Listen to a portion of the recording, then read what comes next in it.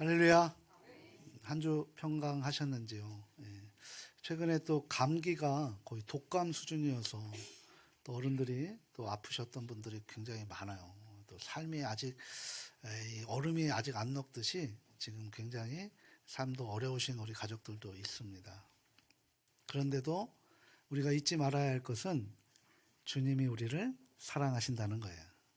그 사랑에 힘입어서 우리가 이 어려움을 이겨나가시는, 그래서 죽음에서 모든 것을 이겨나가셨던 우리 주님을 바라보시면서 오늘도 기운 얻으시고 말씀에 격려 받으시고 위로 받으시고 도전 받으셔서 사랑을, 우리도 그 사랑의 길로 걸어가는 우리 가족들 모두 될 수 있기를 주님의 이름으로 축복합니다.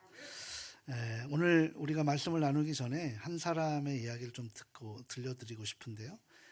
1738년, 무려 한 거의 300년이 넘는 그 시기의 사람인데요. 미국에 있는데 미국의 대각성 부흥 운동의 창시자라고 할 수 있는 조나단 에드워즈 목사님의 이야기입니다.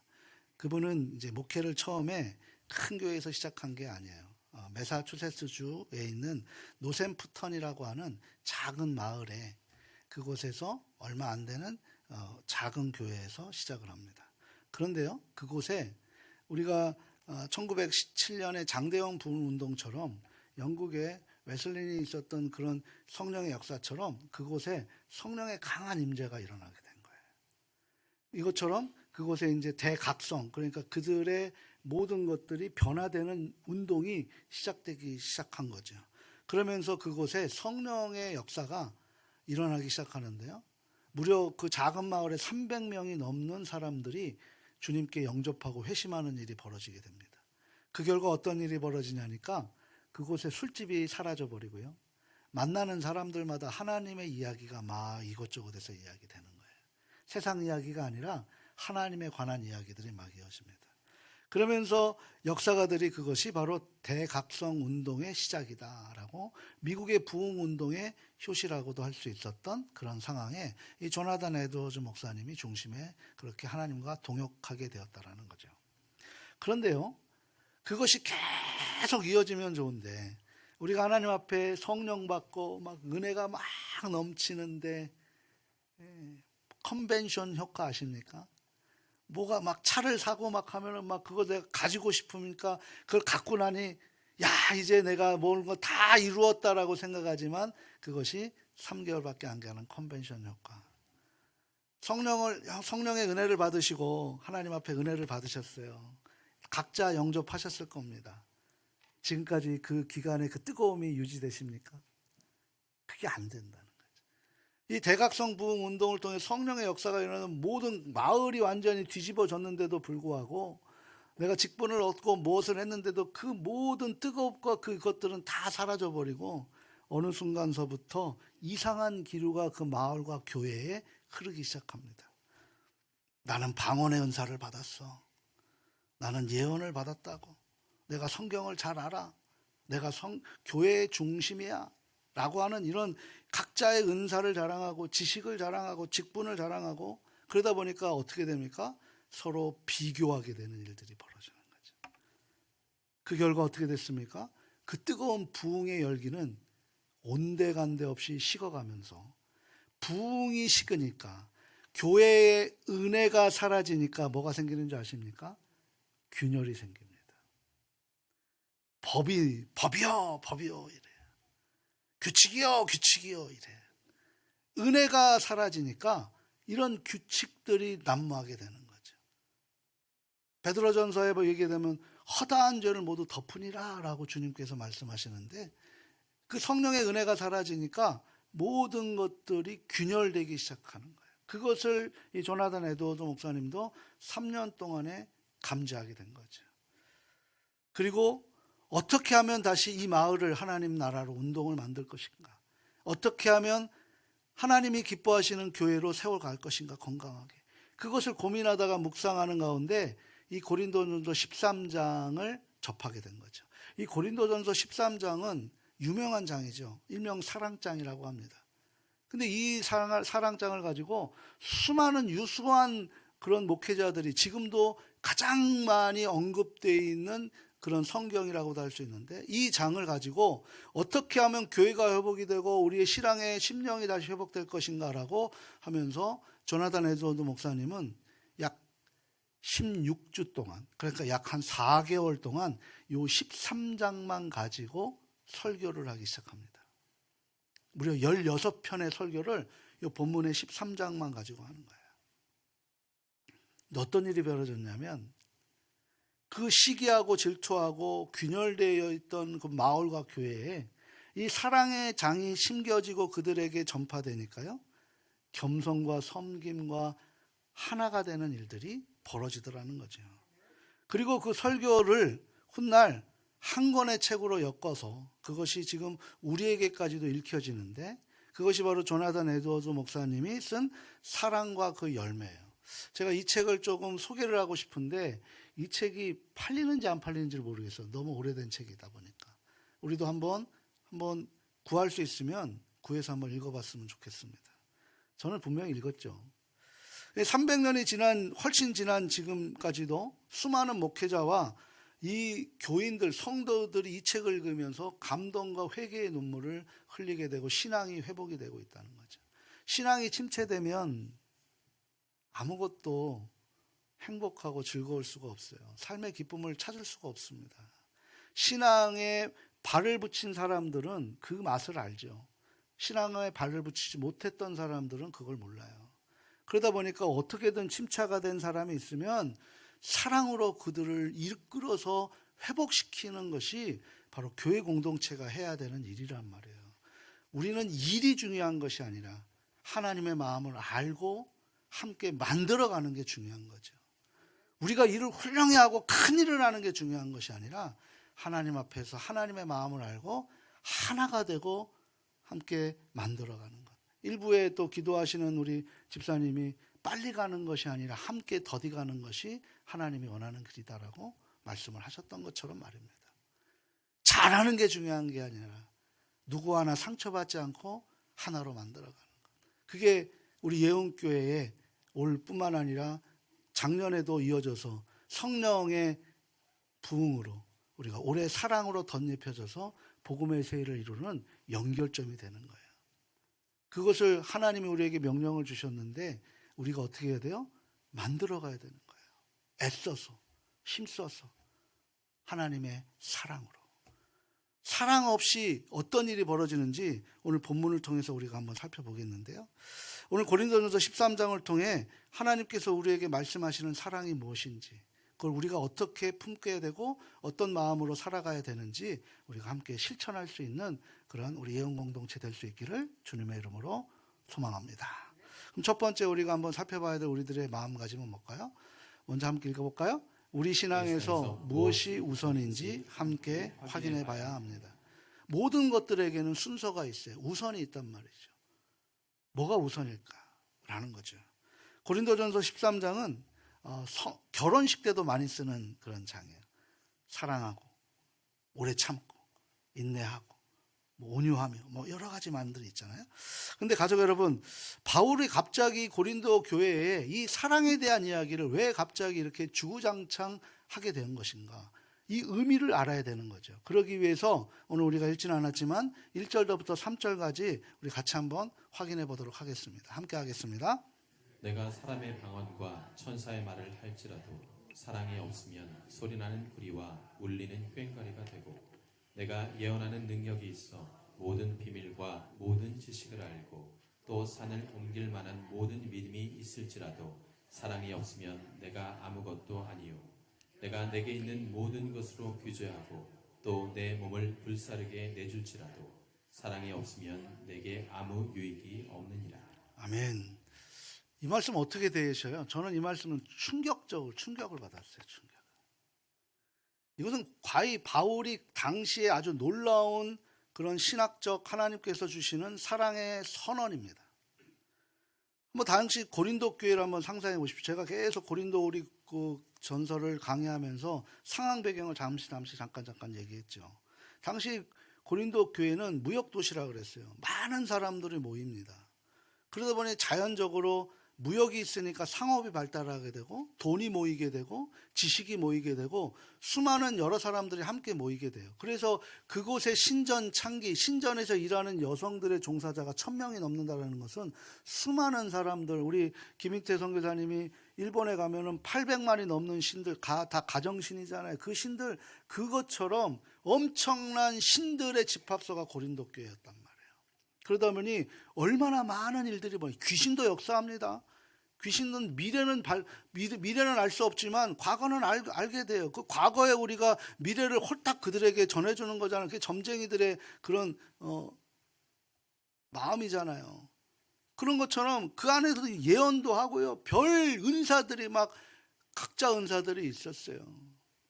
이단들도 귀신들도 이런 눈을 속이는 것 이런 것들을 합니다.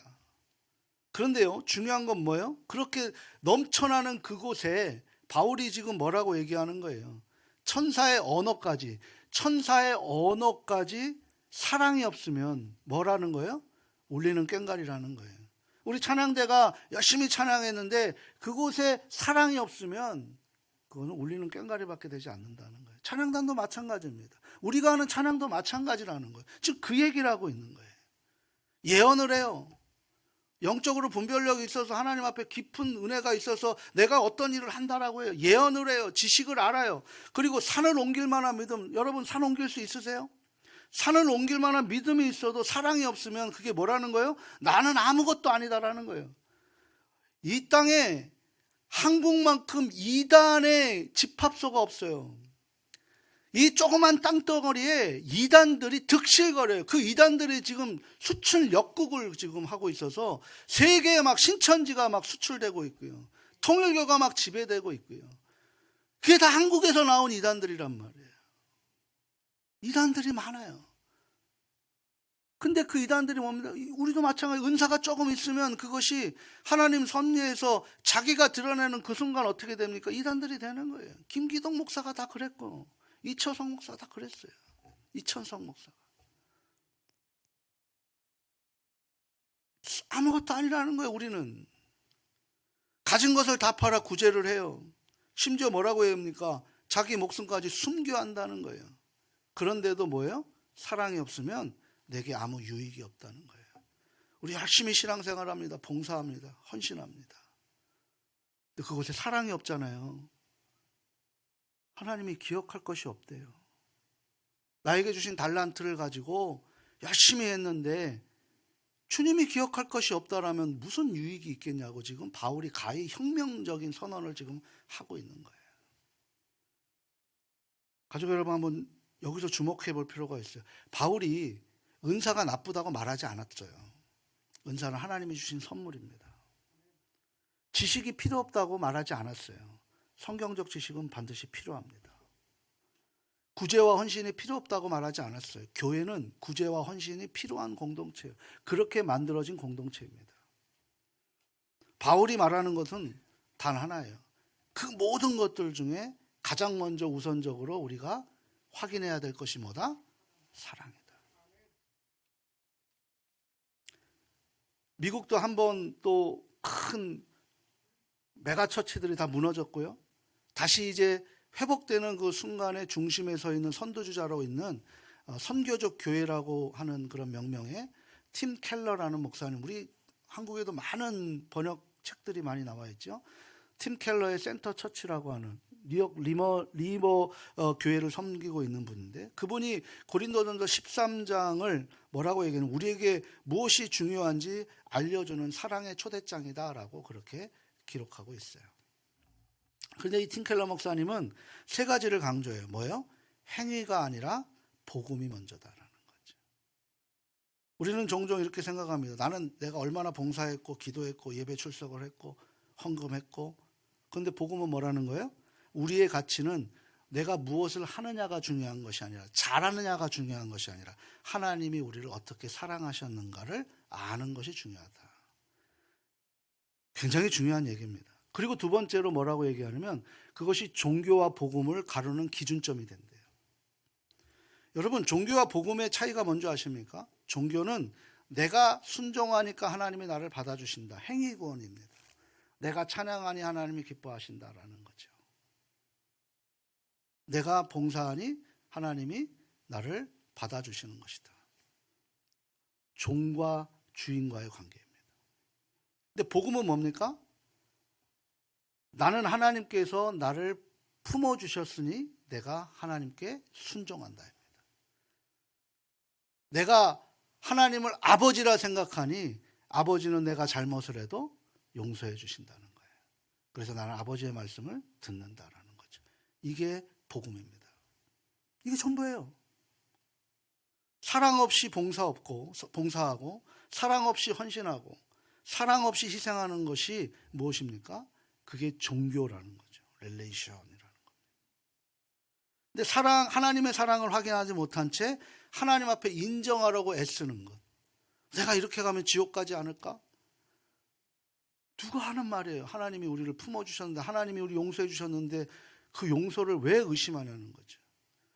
하나님의 사랑을 붙들게 되면 우리 안에 기쁨이 넘치는 거예요. 신앙생활 하시고 헌신생활 하시는데, 봉사생활 하시는데 기쁘십니까? 그럼 복음이에요.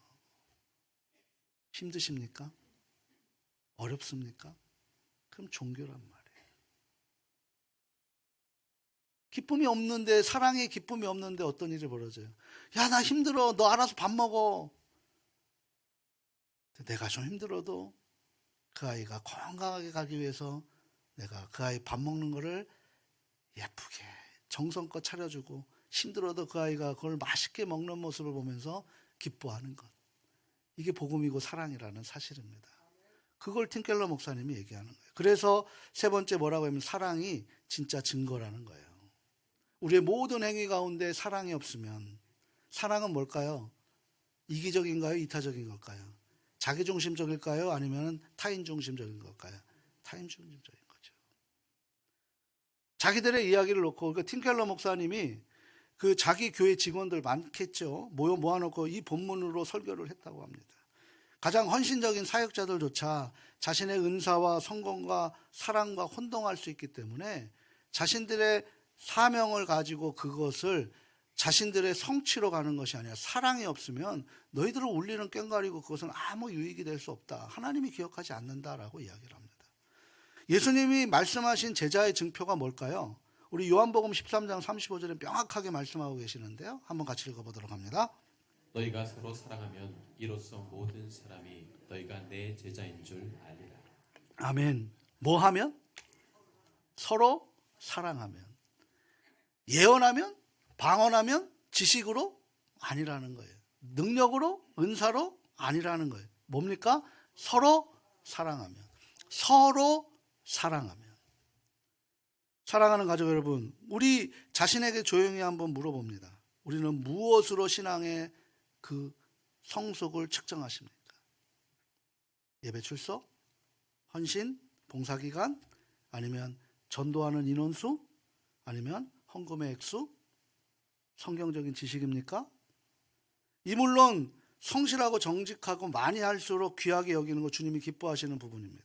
근데 우리가 먼저 살펴봐야 될 것은 그 가운데 사랑이 있느냐, 예배에 기쁨이 있느냐, 봉사에 기쁨이 있고 감사가 있느냐, 보람이 느껴지느냐, 그리고 서로를 위해서 서로를 상대하는 사랑으로, 그래서 주변 사람들이 참 그리스도인들 멋있구나라고 인정하는 그런 예수님의 제자. 우리 예수님께서는 제자라는 건 뭐예요? 스승이 있다는 거잖아요. 스승이 그 길을 가셨잖아요. 우리 스승께서, 스승이신, 영원한 스승이신 우리 스승께서 우리에게 원하시는 것이 뭘까요? 청출어람이죠. 스승이 제자보다 더 낫게 되는 것. 이것이 예수님께서 가르칠 보람 아니겠습니까? 그렇지 않습니까? 목사인 저도 영적인 스승이라고 말씀들을 하세요. 제가 여기서 하나님의 말씀을 같이 전하는데, 전하는 거와 삶이 달라지면 그러면 전하는 저의 모든 건 허무해질 수밖에 없는 것 아니겠습니까? 예수님 말씀하신 게 그런 부분이라는 거예요. 오늘은 좀 이 고린도전서 13장은 굉장히 많은 사람들이 설교했기 때문에 그 설교하신 목사님들의 이야기를 좀 하려고 해요. 19세기 영국의 목사인 설교가의 황태자라고 부르는 찰스 스펄절 목사님은 이 부분에 대해서 이렇게 얘기해요. 하나님 앞에서 성소의 저울은 재능이나 지위의 무게가 아니라 뭐라는 거야? 사랑의 세겔로 기울어진다. 사랑의 무게로 기울어진다라고 그렇게 표현하고 있습니다. 이처럼 주님께서 말씀하시는 복음의 본질은 뭡니까? 하나님의 사랑이에요. 요한일서 4장 19절 말씀 같이 한번 읽어보도록 합니다. 우리가 사랑하면 그가 먼저 우리를 사랑하셨습니다. 아멘. 우리가 사랑할 수 있는 이유는 주님이 먼저 우리를 사랑했기 때문이에요. 우리가 봉사할 수 있는 길은 주님이 먼저 섬겨줬기 때문이에요. 우리가 희생할 수 있는 길은 예수님이 먼저 우리를 위해 희생해 주셨기 때문에 그거에 감사해서 그 사랑에 내가 얼만큼 크기를 받느냐에 따라서 우리의 사랑의 표현의 크기가 달라지는 것입니다. 아버지의 사랑 못 받은 사람이 사랑을 줄 수 있어요? 못 줘요. 내리사랑이라고 하잖아요. 이렇게 사랑하는 많은 작은 섬김이 사랑 없이 큰 희생보다 더 아름답다라고 성경은 말씀하고 있는 거예요. 그러면 어떻게 해야 돼요? 그 사랑을 어떤 모습인지 우리가 발견하길 바랍니다. 다시 한번 오늘 본문을 한번 다시 잘 보세요. 사랑은 오래 참고 사랑은 온유하며 이렇게 사랑이라는 것이 주어가 돼서 이렇게 읽어봅니다. 근데 그 사랑 안에 사랑 대신에 나를 한번 넣어보세요. 나는 오래 참고 나는 온유하며 나는 시기하지 아니하며. 어떻게 느껴지세요? 당연해 라고 느껴지시면 대단하신 거고, 저는 거기에 나라는 것을 느꼈을 때는 처음서부터 걸려요. 나는 오래 참고, 제가 잘 못 참는 게 오래 참는 거예요. 성격이 개떡 같아갖고 이걸 좀 참아야 되는데 자꾸 막 표출해버려요. 그래서 실수할 때가 한두 번이 아닙니다. 이게 제가 죽을 때까지 하나님이 저에게 주신 숙제예요. 과제예요. 안 돼요, 안 돼. 근데 이번에는 그 사랑이라는 단어 대신에 우리 예수님을 한번 넣어보시기 바랍니다. 예수님은 오래 참으시고 예수님은 온유하며 예수님은 시기하지 아니하며. 이번엔 어색합니까? 자연스러웁니까? 자연스럽죠. 이건 뭘 얘기하는 거예요? 예수님이 사랑의 동일체라는 것을 보여주고 계시는 거예요. 기독교 신앙을 우리는 죽어서 가는 천국행이라고 그전에 그렇게 얘기했는데 현대신학자들은 그렇게 얘기하지 않아요. 그것을 하나님의 운동, 미시오 데이, 하나님의 선교라고 그렇게 이야기하면서 현대신학의 거장으로 있었던 니콜라스 토마스 라이트 교수, 엔티 라이트 교수라고 하는 분이 고린도전서 13장을 읽을 때 세 가지를 생각하라고 해요. 그건 뭐라고 하면 하나님 안에서, 예수님 안에서 이 성품을 어떻게 봅니까? 그냥 단순히 우리가 죽어서 천국 가는 그런 종교가 아니라 이 땅에 내 가정을, 내 삶의 자리를, 내가 있는 이곳에, 내가 봉사하는 그곳을 하나님 나라 만들고 사랑으로 덧입혀질 수 있도록 그걸 만들려고 지금 그 이야기를 하는 거예요. 이 장을 그렇게 대하라는 거예요. 나 자신 안에 이것을 보지 못하는 점은 무엇입니까? 내가 그렇게 하나님은 우리를 사랑으로 보라고 했는데 내가 그것이 사랑이 아닌 다른 눈으로 보게 되는 그 점이 뭘까라는 걸 발견하라는 거예요. 내가 이렇게 된다면 나는 그럼 어떤 실천이 나한테서 나올 것인가? 라는 것을 점검하라는 거죠. 사도 바울은 15가지의 사랑의 속성을 말합니다. 오늘 그 중에 5가지를 핵심을 발견하고 나머지를 간략하게 한번 살펴보려고 해요. 첫 번째는 뭐예요? 사랑은 오래 참고. 십자가의 인내입니다. 이 사랑을 오래 참고를 헬라어 원어로 보게 되면 뭐예요? 부당함을 당해도 보복하지 않는 것이에요. 우리 세상은 뭐예요? 복수열전이죠. 우리 저 어렸을 때 그 중국 영화들 보면은 한 가문 망아지면 거기서 남은 자 하나 나타나요. 그가 막 뜨겁게 막 열심히 해서 다시 한 가문을 막 무너뜨리는데 그새 또 거기서 남은 자가 또 일어나서 후속 편있었고 막 왔다 갔다 막 그냥 영원토록 막 왼수되는 집안들. 이게 세상이잖아요. 근데 예수님은 뭐라는 거예요? 사랑은 부당함을 당해도 보복하지 않는 것. 우리 예수님이 직접 하셨잖아요. 자신의 목에 대못을 박았어요. 자신들을 구원하려 했던 죽여라 하는 그 유대인들에게 뭐라고 얘기합니까? 하나님께서 십자가상에서 하나님 저들을 용서하여 주시옵소서. 자기들이 하는 것을 알지 못함이니이다. 그렇게 용서를 구했다는 거예요. 이게 바로 사랑은 오래 참고의 의미라고 하는 거죠. 그것을 이어받아서 그렇게 또 실천했던 또 여러 사람들 중 이제 대표 중에 한 사람이 또 누구예요? 7 집사 중에 스데반 집사가 그렇게 얘기했잖아요. 돌에 맞아 죽으면서 천사들이 자기를 옹이하는 것을 보고 저들을 용서하여 주시옵소서. 왜? 나는 천국까지만 죽어도 이들은 천국을 못 가니까 이들을 용서해 주셔서 나와 함께 천국에 있게 하여 주십시오. 이게 사랑은 오래 참고라는 헬라어적 원어의 의미라는 거예요. 그래서 이것이 오래 참음입니다. 이 부분은 우리 교회 안에서 어떻게 나타날까요? 누군가 나에게 상처되는 말을 할 때 즉시 반응하지 않고 더 생각해 봐야 합니다. 저도 이 말씀을 주님은 나를 어떻게 대하셨을까? 오래 참으셨죠. 나 같은 죄인을 하나님께서 지금까지 참아주신 것만 해도 은혜입니다. 저는 이 부분이 잘 안 됩니다. 그래서 설교를 준비하다 많은 생각들을 하면서 그 한 주 동안 하나님 앞에 내가 또 상처 준 사람은 없었는가? 내 말에 의해서 힘들어했던 사람은 없었는가? 고민하고 기도하게 되었습니다. 두 번째는 뭘까요? 사랑은 시기하지 아니하며 함께하는 기쁨이라는 거예요. 조나단 에드워드 목사님이 이 시기 16편 중에 정의를 했는데, 시기는 다른 사람의 번영과 행복을 나와 비교하여 불만스러워하는 영이다. 불만스러워하는 영, 하늘의 영은 아니겠죠. 바로 땅속의 영이겠죠. 솔직히 한번 고백해 봅니다. 우리 안에는 모두가 시기라는 것이 있어요. 다른 사람보다 다 자기만을 생각해요. 자기 희생이, 다른 사람이 희생해야 된다는 거예요. 모든 것들이 다. 자기 희생에 대한 부분들은 그렇게 쉽지 않아요. 겉으로 보면 우리가 그렇게 이야기하죠. 마음 한구석엔 그런 마음들이 있단 말이에요. 근데 사랑은 어떻습니까? 다른 사람이 성공하면 내가 가서 내 일처럼 기뻐해 줘야 되는 거예요. 우리 그렇습니까? 목회자의 적이 누구예요? 목회자예요. 목회자가 조금 잘 나가면 그 목회자 쓰러뜨리게 하는 게 목회자라니까요. 예? 우리 직분자들 투표할 때 직분자의 적이 직분자예요. 여성들 이렇게 장로님들로 이렇게 뭐 올라오잖아요. 절대 안 찍습니다. 우리 교회는 아니겠지만, 우리 교회는 그 투표 문화가 건강해서 아니고, 다른 교회는 안 찍어요. 왜? 시기 때문에. 진심 어린 축복이 나올 때 함께 기뻐하는 모습이 하나님이 기뻐하시는 사랑 안에 담겨있는 속성인 줄 믿습니다. 셋째는 뭘까요? 사랑은 자기의 유익을 구하지 아니하며. 우리 배웠죠. 케노시스, 자기 비움의 사랑. 고린도전서 10장에서 함께 했어요. 24절 말씀 같이 한번 읽어보도록 합니다. 누구든지 자기의 유익을 구하지 말고 남의 유익을 구하라.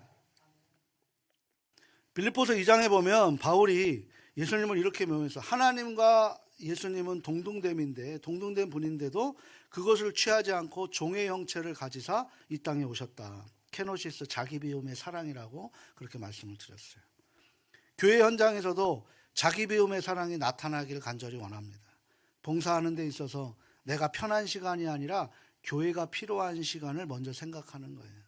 목장 모임을 하는데도 내가 가고 싶은 장소가 아니라 다른 식구들이, 다른 가족들이 모기 편한 장소를 생각하는 거예요.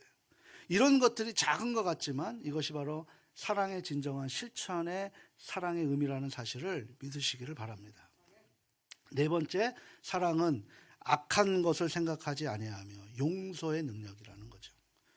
헬라어 원문을 보게 되면 이 부분을 어떻게 표현하고 있냐면, 악은 계산하지 않는다. 원한을 품지 않는다. 우리 가족 여러분들, 마음에 쓴뿌리 원한이 있으면 이거 죽을 때까지 갑니다. 어떤 분은 유언도 해요. 저 집 아가는 절대로 상종하지 말아라. 유언까지 해요. 그건 무섭다니까.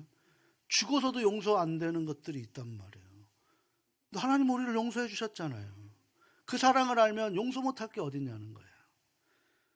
상처받은 기억들, 저도 성격이 좋은 목사는 아니다 보니까 상처받으셔서 아직도 저 미워하시는 분도 계신 줄 알아요.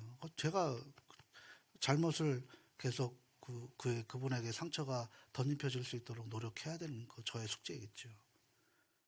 상처가 오래 간직됩니다. 근데 잘 생각해 보십시오. 남에게 받은 상처는 오래 가는데 내가 준 상처는 기억합니까? 그 다음날 다 까먹어요.